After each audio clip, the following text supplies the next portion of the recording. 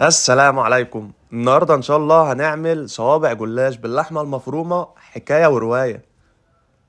بص يا باشا، الجلاش بالصلاه على النبي، الجبنه سايحه وخارجه منه وعامله شغل عالي خالص. جلاش بالصلاه على النبي مورق وطعمه حكايه.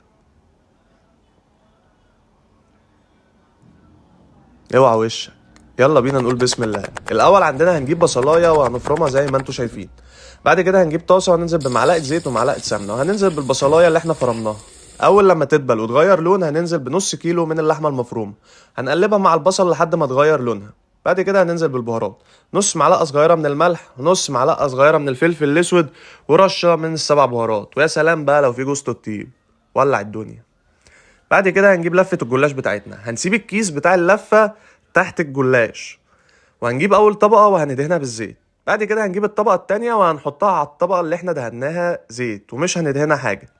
هنفرش عليها اللحمة بالطريقة اللي انتوا شايفينها دي بالعرض كده، وبعد كده هننزل عليها بأي نوع جبنة عندك. ما تقفيش على حاجة.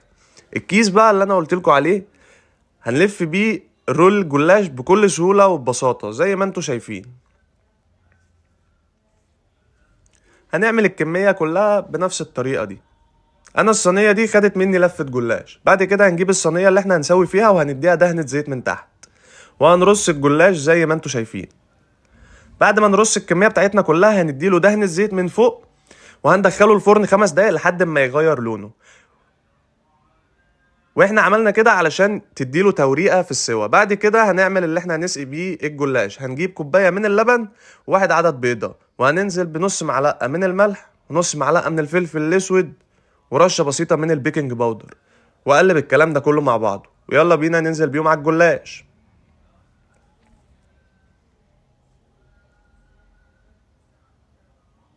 يلا بينا نخش على الفرن. يلا نخش على الفرن.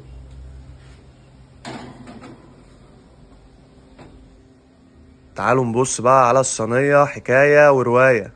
الصلاه على النبي يا باشا.